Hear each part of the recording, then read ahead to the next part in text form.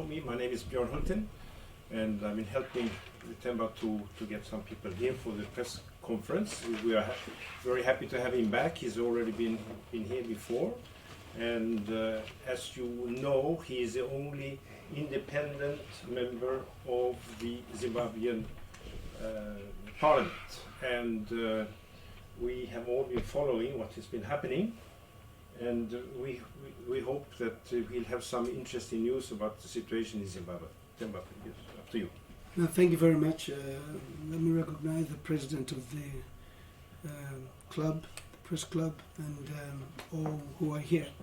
I think what is important coming from an election is for people to have a real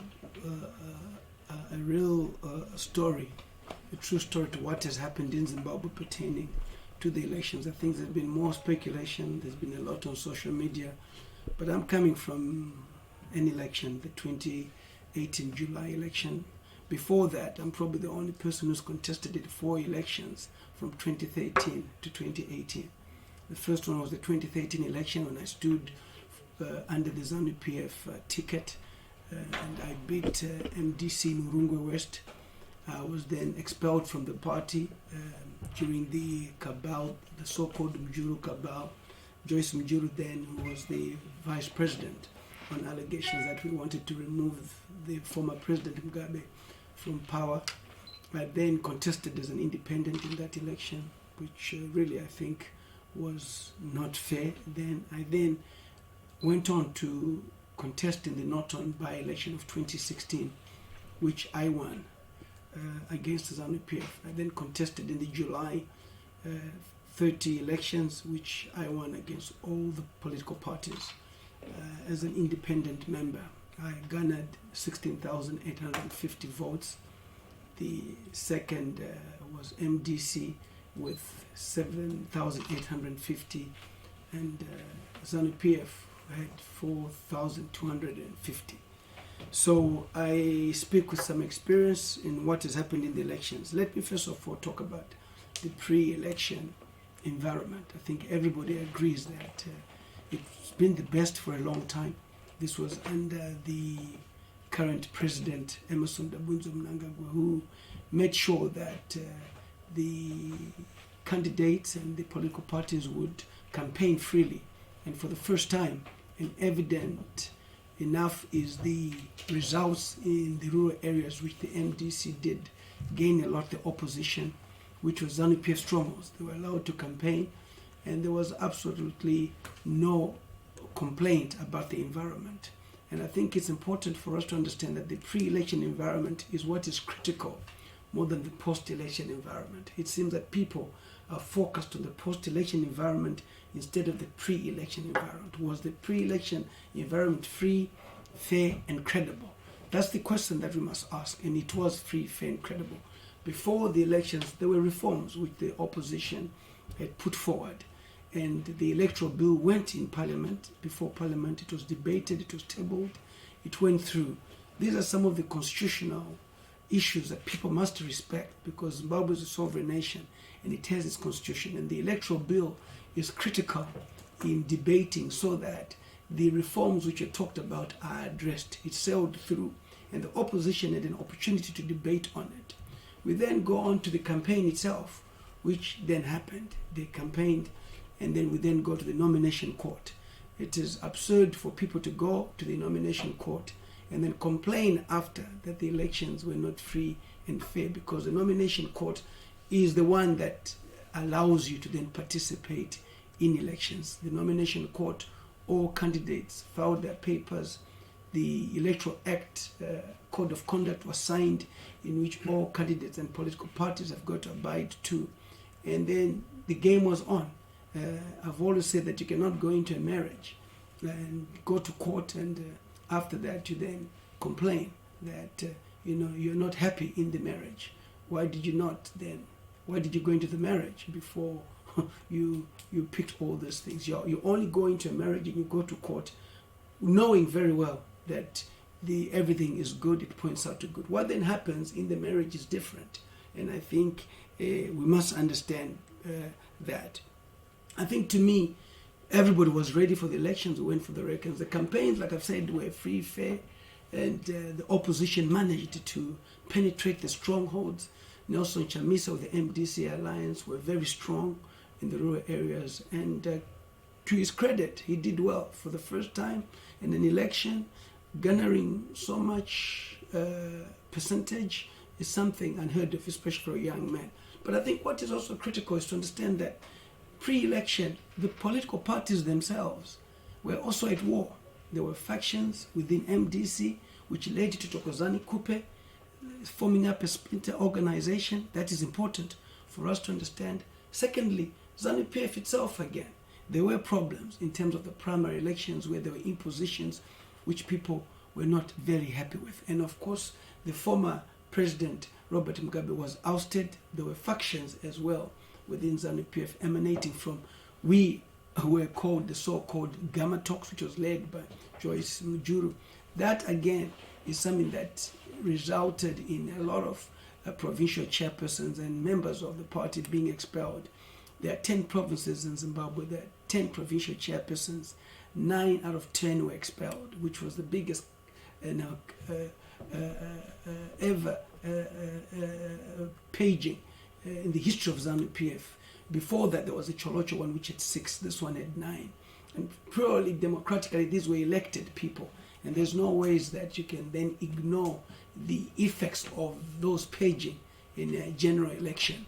And for sure, the results then were something to talk about. So the political parties were never at peace within themselves. There was intra-party violence, especially in the MDC, which you knew about.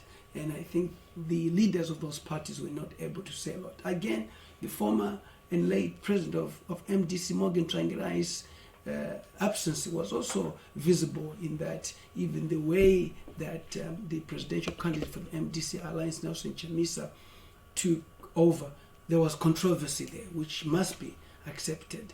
And you could also say there was the same in ZANUPF, but with Emmerson Mnangagwa coming in what you call a coup, but not a coup. But at the same time, within ZANUPF, they managed to regularize that. They went to special congress where they elected Emmerson Mnangagwa to be their presidential candidate. MDC did not go to special congress to elect Chamisa as their presidential candidate. It's important to understand that. The debate of whether it's a coup or not clearly is not debatable. I'm a member of parliament, and I was in parliament when we received the letter that the former president, Robert Mugabe, had resigned during the impeachment process. It's important for the world to know that the mover of the motion was Honorable Mtlangwa, who's from ZANUPF, from the upper house, from the Senate, and the second of the motion was Honorable James Maridadi, who was MDC. So it is totally unacceptable for the opposition to say that it was a coup when they actually seconded the motion. It's impossible. It was an agreed issue.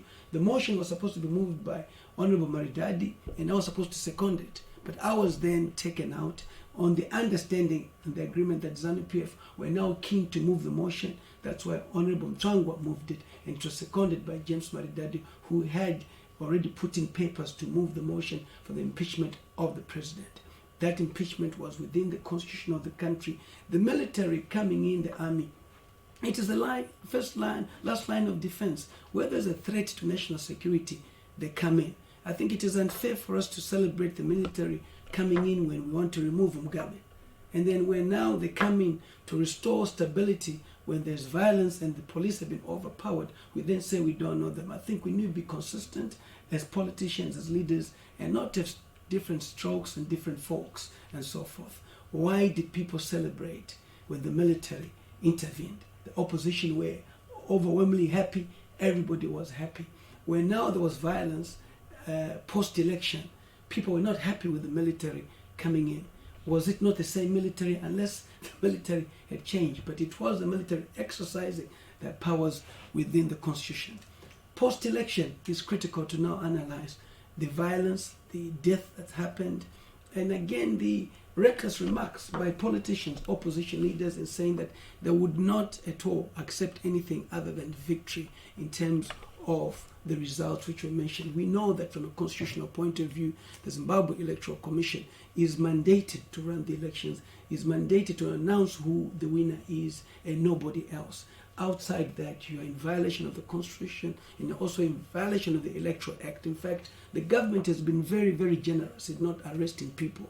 And I think the rule of law must apply where legislators and leaders incite. Certainly, these people who died, there was clear incitement from the opposition in terms of going to the streets, and a lot more would have happened. The police were overpowered, and the Minister of Home Affairs, Obert Mpofu, made a statement to say that he is responsible for the military to come on the streets according to various sections of the Constitution, which allows them to do that. But people seem not to be listening and respecting the fact that there was a press conference immediately which alluded to the fact, which responded to why the army were on the streets.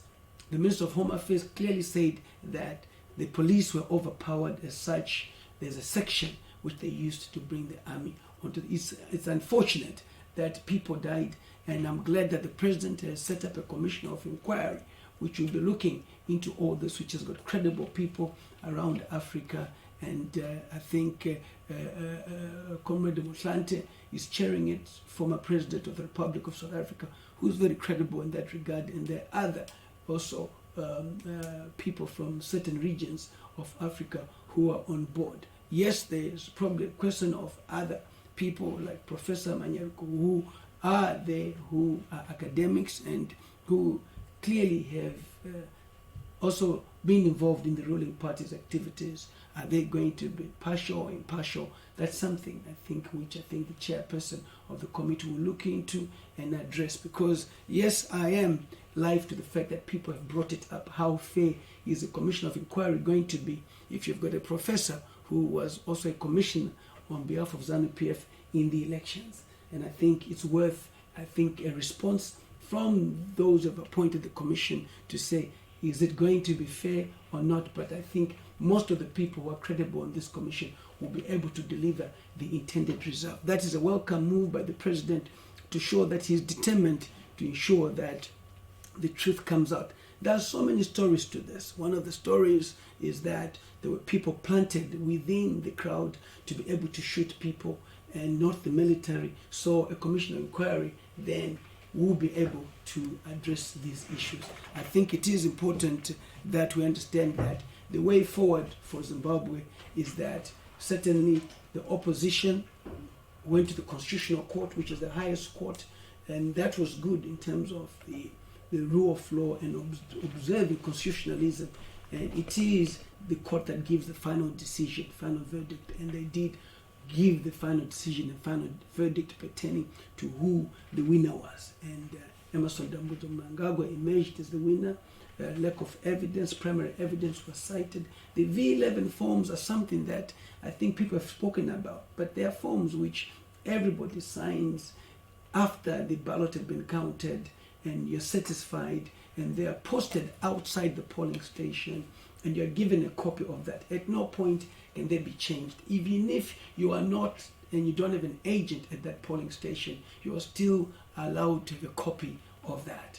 And it is important for us to observe that an election in Zimbabwe cannot be rigged anymore. 2008, before the reforms came in, the SADC and AU, you could probably do that, but thereafter I think it's difficult for you to change results which are announced at the polling station. There's a ward coalition center, there's a constituency coalition center, and there's a national. And again, there are provisions in that if you're not happy, you have the right to allow the ballot boxes to be opened in that regard. And the ballot boxes, at no point was there an application for them to be unsealed and to be counted. Even if Chamisa said he had won the election, what was important was to also count the ballot papers, whether they matched the figures that he was talking about. So the post-election is pretty clear, the rule of law. The sanctions imposed by America are very sad, because the American congressman actually came to Zimbabwe and said the targeted sanctions actually affected the ordinary person, not the thing leaders. It's true that even the former President Mugabe never suffered from sanctions. It was the ordinary people who suffered from sanctions. So if America is for human rights and for the people of Zimbabwe, why would you want to continue imposing sanctions so that the ordinary person suffers? They still entertain the heads of state from the African countries that they've imposed sanctions on, and the ministers still attend United Nations meetings in New York, and yet you say they're targeted sanctions. It does not affect them at all, and I think it talks, about an America which is hypocritical, an America which has no heart for the people of Africa. Because to me, the review was, has it really assisted in terms of implementing those who are so-called violators of human rights, or it has actually made the human rights situation worse, because the ordinary person is the one that will have no medication, the companies are suffering, which are trading genuinely and so forth. But the president has again allowed this process to continue with some dialogue. But what really shocked me was, why would you then push for sanctions just before elections? Was it to say that if you don't then vote for the opposition, these sanctions will remain if you vote for the opposition, and we'll remove the sanctions? I think whoever is coming to Zimbabwe must have an open mind of talking to everybody. We are very educated, as we know, and I think we know our rights, and we're a sovereign nation. As such, there's not only one political party, there are not only two political parties.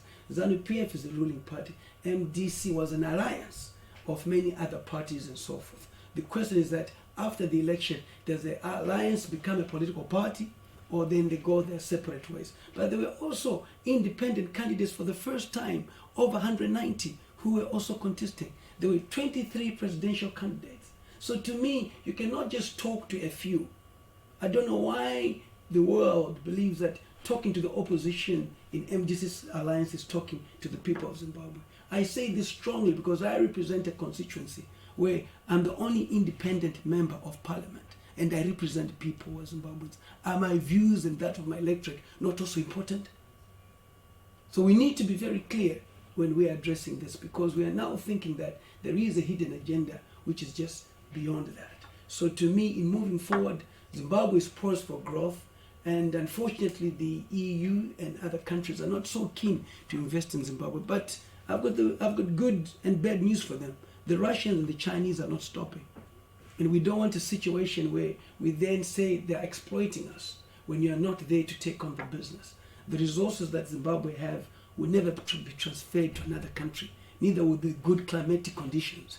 They'll remain in Zimbabwe, they'll be enjoyed by the people of Zimbabwe. The Victoria Falls cannot be transferred anywhere else. It will always remain in Zimbabwe. So moving forward, the new dispensation under the current President Emmerson Mnangagwa, certainly sounds good. He's a reformist, he's a Democrat, because in fact, jokingly, I actually had some ZANUPF members say, is it true that we are now approaching an election without us being violent? Because we used to beat people up, and now we did not beat anyone up, and it's like there's no election, because clearly he did not want violence to happen.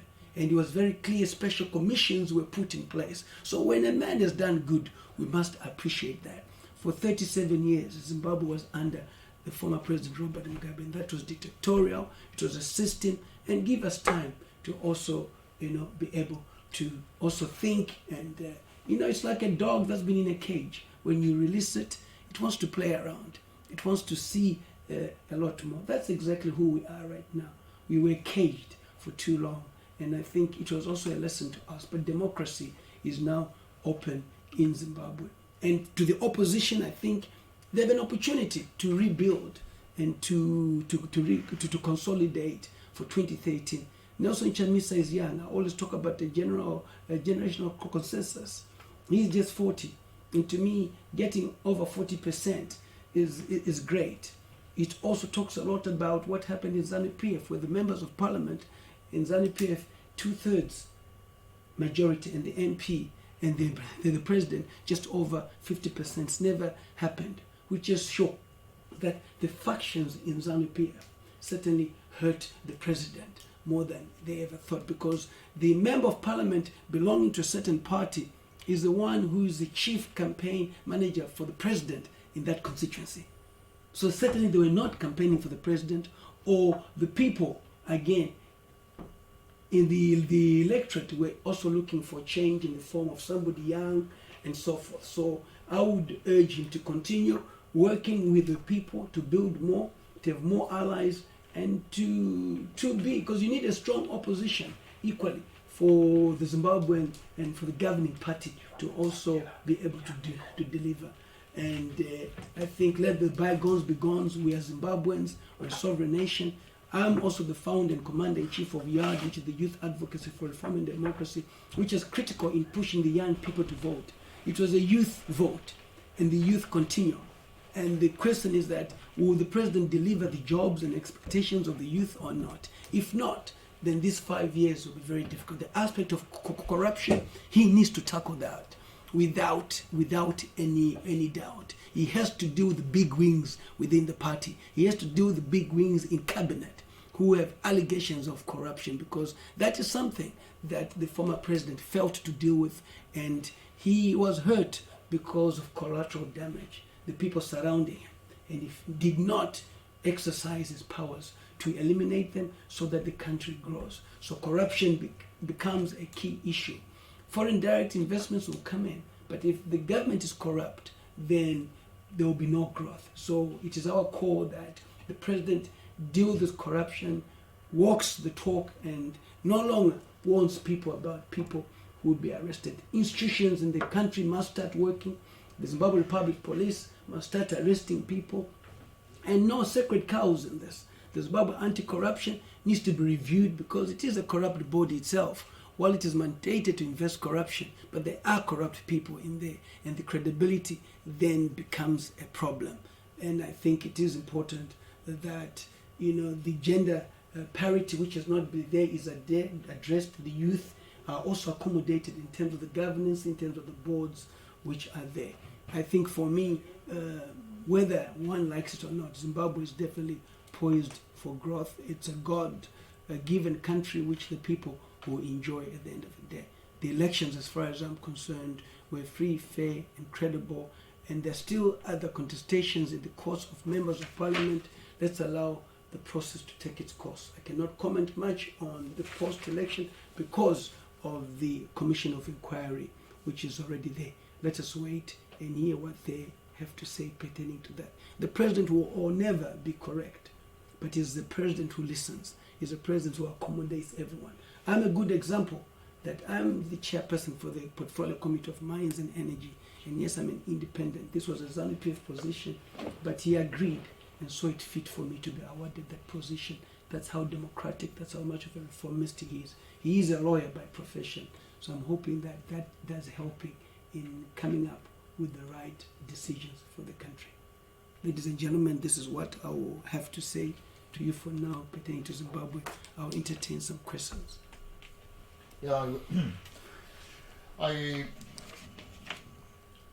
there is one point you didn't raise, but which does interest probably a lot of investors abroad, is that it seems President Mnangagwa has embarked on a reform program, and since you are the chair of the Mining and Energy Committee, I understand the amended mining law. I would like to know what are the next reform on the path. In the near future, which we could see. I think what is important, the Mines and Minerals Amendment Bill has been passed by the president. Okay. That took 17 years, and what that does clearly, it speaks to the mining laws, the regulation, and how it should work with the act. So that had never been done for 17 years. It opens up for investors to come in to have clarity on how they can mine and how can they invest in Zimbabwe. So that is something which is good. The Parliamentary Committee, again on Mines and Energy, did an inquiry into the diamonds, the 15 billion which the former president had said had gone missing. And I think there are recommendations pertaining to that, where even ministers who were involved must be investigated. We invited the former president to come and tell us more, but unfortunately he could not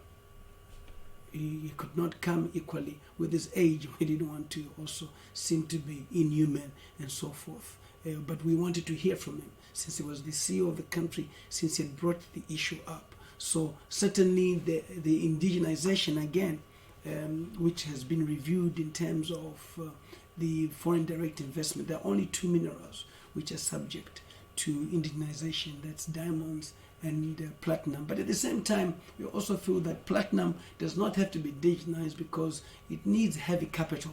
A lot of money needs to be put in. As a result, it is only important that the government sits down and talks to the investors, and the critical issue is the local community is benefiting at the end of the day. If the local communities can get 10%, for example, government is not good at running business, and why does it want to have so much shareholding in these entities? Let government stick to policy implementation and let the business people run business on behalf of government and make money.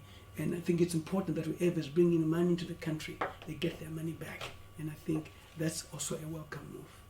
The next steps, what can they be in that particular area, in that particular sector? What do you expect? Any more reform or regulation changes? Oh yes, they've got to adapt to the global needs. I think Zimbabwe is not in isolation. It's not an island. It has to work with what's going on in the world, especially the rule of law. In the mining report, we recommended that all the diamonds mines which were taken by the state using force must go back to the people, because it's a rule of law. You cannot have a situation where the police is then forced to go and take over mines, and yet people had documentation to be able to invest in a country. So there's got to be investor confidence, and investor confidence comes up with Parliament having oversight of executive and saying the decision by the executive was wrong, this is what we're then recommending. So that rule of law is critical in people investing in Zimbabwe. So that has also been attended to. So the state should remove its shares from the companies who are, for instance, in the Maranje field. Everybody who was in Maranje prior to February 2016 must go back. Okay. The status quo must retain, and if the state wants to acquire those diamond mines, they must follow the rule of law. It was pretty clear that they abused power by abusing the police to go there, and this is something that the Parliamentary Committee on Mines and Energy came up with, and you cannot ignore that recommendation. The Supreme Court again has ruled that it was wrong for them to take over the mines the way they did, and the implementation of that is critical to win investor confidence in the country. Any other questions? Yes. William Flemings, a Belgian liberal. Bulawayo, was that an exception? Because you talk about, we nearly joked about the lack of violence in the election campaign. Something that was nearly missing, but the bomb in Bulawayo, was that the one exception due to some inter-party faction? I think I totally agree with you. I think we need to be fair. The Bulawayo incidents where there was a ZANUPF rally, it was ZANUPF there. The opposition was not there. I was not there. So you can't blame it on the opposition. It's more internal. We've got to understand that there is a history that the president was nearly assassinated. He was nearly poisoned while he was in ZANUPF. Remember the poisoning that he experienced while in ZANUPF, and now this happened to him again whilst he's in ZANUPF. So clearly these are the fights within the party which they must address from a factional point of view. You cannot point a finger at the opposition. But the quicker the president reconciles everybody in the country, I think this will stop. This starts by him reconciling his party. Right. Okay, in ensuring that those who expelled unnecessarily are brought back. I'm a good example of somebody who was expelled, but I don't want to come back. I think I'm more comfortable being an independent member of parliament, as you've seen. But there are those, the likes of Didmas Mtasa, who was part of the liberation struggle, Secretary General of the party, Rugare Gumbo, Darere Chimurenga, one of the few members alive from Darere Chimurenga. Darere Chimurenga was 7 people who initiated the liberation struggle. Why can't he be brought back? The war veterans themselves must also come back. The issue of dealing with the welfare of the ex-combatants is important, the freedom fighters. So there are also a lot of issues within the party that the president must deal with to reconcile and I think move forward. Just that the cracks in a smaller house are bigger than in a big house. ZANUPF has got cracks, but they're not as big as the ones in MDC. Because MDC is small, the crack is bigger. So get the builders in. Yes.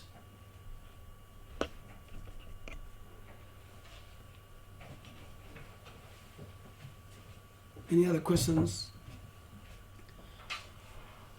I think thank you very much for listening in. It's always a pleasure to be in Brussels, and where if you don't speak in Brussels, you have not spoken. Thank you.